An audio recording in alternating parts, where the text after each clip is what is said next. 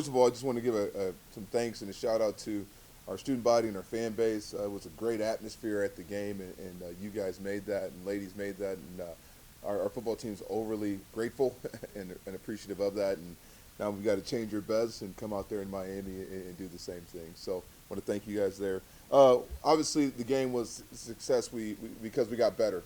We did not because of the result. We never look at the result. We wanted to see if we got better this weekend. We did, and it led to the result that we wanted. I told our football team last night that I'm proud of the growth they're making, but we still have a lot of things we can get better in, offensively, defensively, and special teams-wise. So we got a lot of work to do. We went back to work last night, and I thought the energy was great at practice. And we'll get healthy, and we'll come out and give Fresno State our best shot. We look at Fresno State, very, very good football team, very well coached, explosive on offense, really good defense. They're playing really good complementary football. Got some impressive wins right off the bat here, beating Purdue and Arizona State in Eastern Washington, and they've done it in different ways, which is really exciting as well. I think it starts really with their offense and their quarterback, who is just a redshirt sophomore, good player. Has great accuracy, does a good job with the ball in his hands, and create explosive plays for sure. And then they also have a really dynamic receiver in Eric Brooks, who's an electrifying young man as well, and does a good job with the ball in his hands. We look at their defense. I think it's a swarming defense as well. Their front four is as good as we've seen, I think, up to this point. We got a major challenge for our offensive line to making sure we can handle them. And then they've got some really good linebackers and some guys in the secondary that do a great job as well. So a great challenge for us. I played Fresno State a couple of times at Minnesota, and it's always been an electric atmosphere out there. And Coach Teffer does a great job with those guys. So looking forward to going out there as a football team and changing our best and hoping to get just a little bit better than we were last week. Again, we won't look at the result, but each week we want to just get better and better and better. Let's open up for questions. We'll start with Derek DeMett from Believe Land. Derek, if you'll unmute and ask your question for Coach. Hi, Coach. Once again, congratulations on the win on Saturday. Thanks, Derek. You kind of made mention to it. You kind of made mention to it already with yesterday's practice, but how do you hope that this getting that first victory under the team's belt kind of helps loosen them up a little bit and play more freely moving forward? Yeah, I thought you started to see. I don't think we're not going to look at the result very much, but we're going to look how we got there. And I think you started to see a little bit in the Arkansas game us loosen up a little bit, put our guys in better situations to make plays, and I think it carried over into last week's game as well. I think that won't change. I think as a coaching staff, we're still understanding what our football team can do and what kind of team that we have. And I think as we keep understanding our football team, we'll keep putting them in better situations to make more plays. But I think the one thing you saw was positive energy throughout our locker room and with our football team and our leadership. And we're going to keep that going no matter what our result is. Again, we're going to just keep growing and responding and getting better and better each day. And then one last one. How does going across the country, playing in the Pacific time zone, how does that change your approach during the week leading up to the game? That's a great question. Obviously, you've got to adjust to play out there. We'll leave a day earlier than we typically do to go out there and get adapted to the climate, to the everything that goes up playing with the 2-hour difference, 3-hour difference. And then also we're going to practice at night this week. So we're going to practice very, very late at night.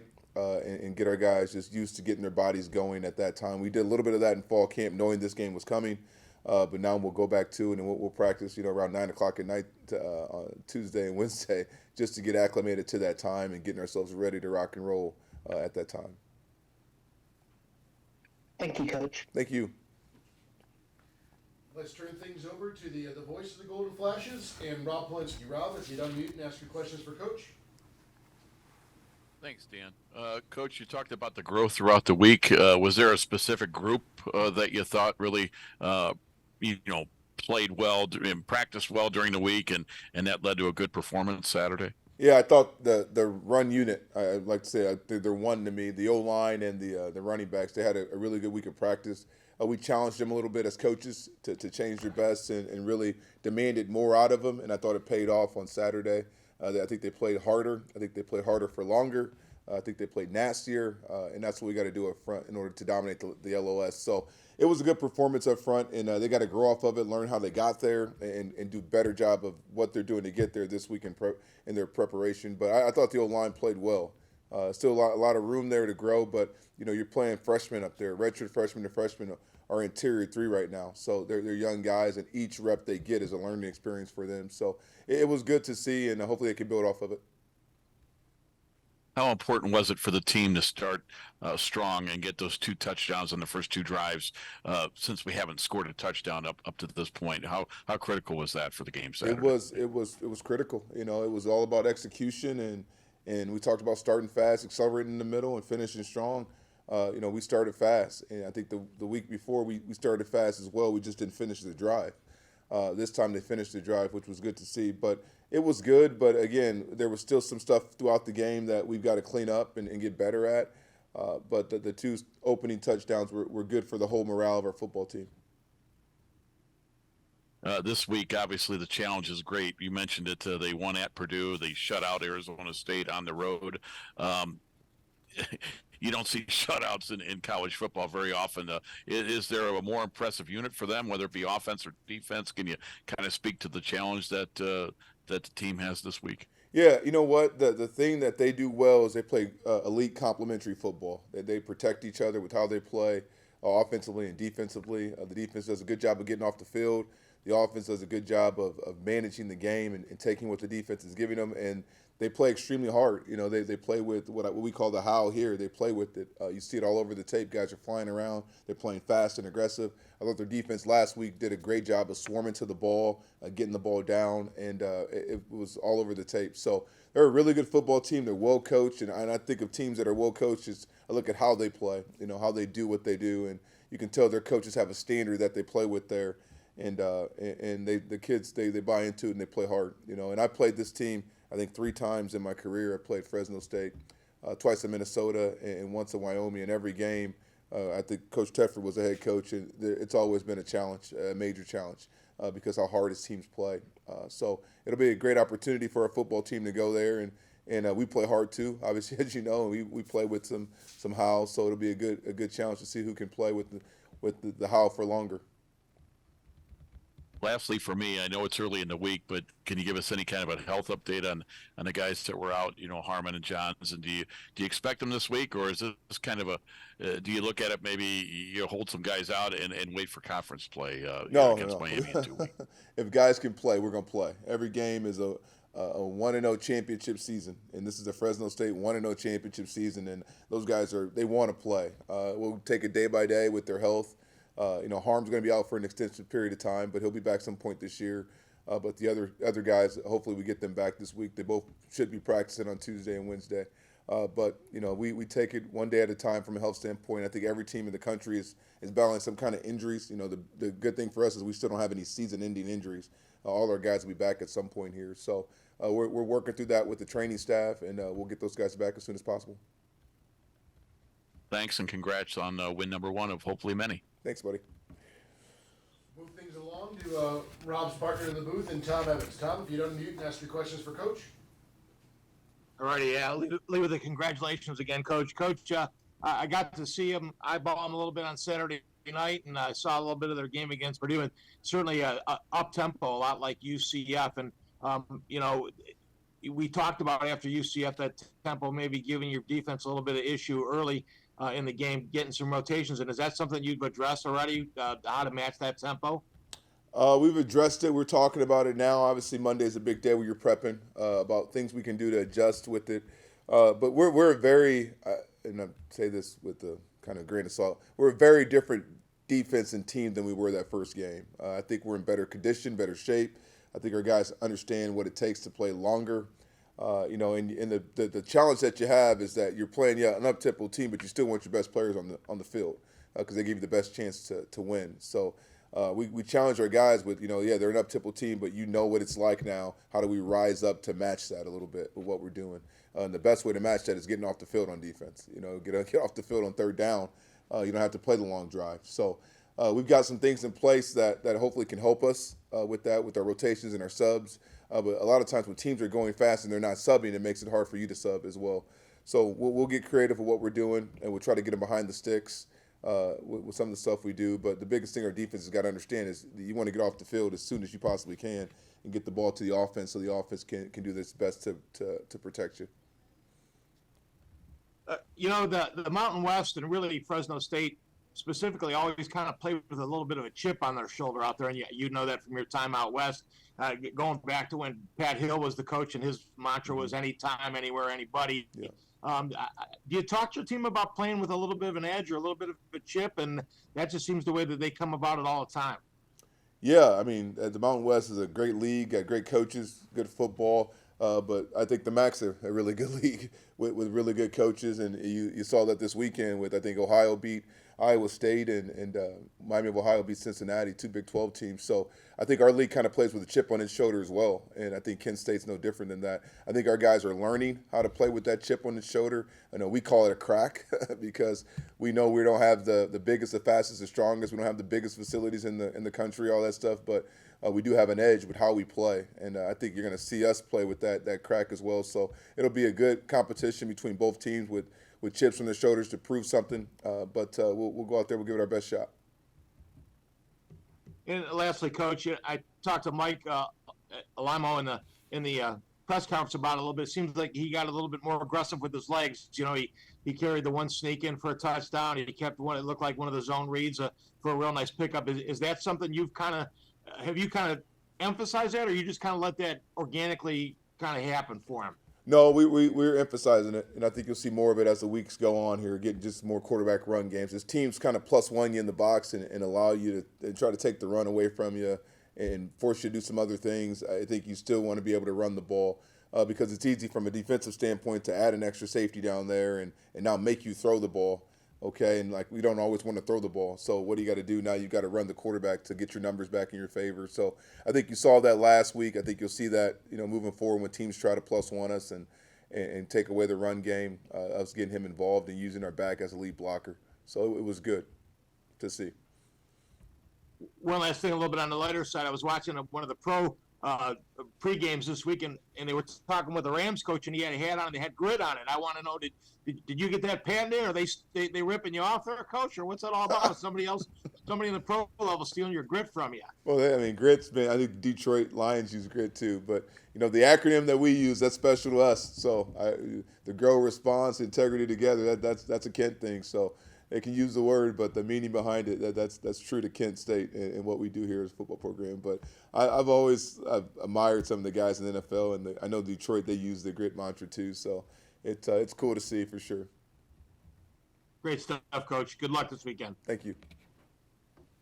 All right, one last question for you, courtesy of TV2 who couldn't make it today. Just talk a little bit about the defense. You obviously sung their praises in the press conference, but as you kind of look into the tape and holding CCSU to 70 yards of offense before that fourth quarter, just kind of talk about how that unit has grown, like you said, from week 1 now into week 4. Yeah, they're playing at a high level, in my opinion, and there's still room for growth. That's the crazy thing. We still have some meat on the bone there as a defense, but they're playing fast, they're playing aggressive, they're playing physical. They're an experienced group, so we don't have a ton of experience on our football team, but there's some guys there who's played some football, and they're playing, I think, at a high level right now. We've got to find a way to just keep getting them to get better and change their best. And if they do that, again, they'll keep I think putting it hard for people to score points. So impressed with our defense, impressed with what they're doing. But again, they're just touching the surface of what they can become as a defensive unit. All right, thank you, Coach. And we'll ask everybody to hang out for 1 second. We've got sophomore running back Gavin Garcia that'll answer a few questions. But Coach, thank you again for a moment of your time. Thank you, I appreciate it. Go Flashes and Kent Grip. 125 yards career day for you with a couple of touchdowns. Just across the board offensively, what worked for you and the team on Saturday? I think we're really starting to gel as an offense. We're starting to find our identity. Everyone's coming together. We're putting the pieces together at the O-line. I think Lime Grover's doing a great job figuring that situation out, and I think Mike's doing a real good job becoming a leader of our offense and getting the ball moving. And then we got the guys on the outside who are playing really great football even when the ball's not in their hands. So those receivers helping in the run game with blocking on the perimeter has been really crucial to our offensive success. Well, let's open it up to some questions. We've got Derek DeMitt from Believe Land Media. Derek, if you'll unmute and ask your questions for Gavin. Kevin, you kind of mentioned it there, but I asked Mike on Saturday after the game what it's like to have you at his side or right behind him. So what's it like for you to have a quarterback like Mike as the starter coming to Kent from the Big Ten? Just kind of talk about that and the growth that you're seeing in him, leading the offense. Yeah, I think Mike's doing a great job coming in this offense. It's a tough offensive scheme, especially with the RPOs and all the signals we got to know and stuff like that. So I think he's done a great job coming in and pretty much taking over this offense from day one and getting things going. Like, he's a leader out there. He's really starting to establish that role on the team, and he's really coming to fit, and we look forward to him continuing to prove and making this offense go.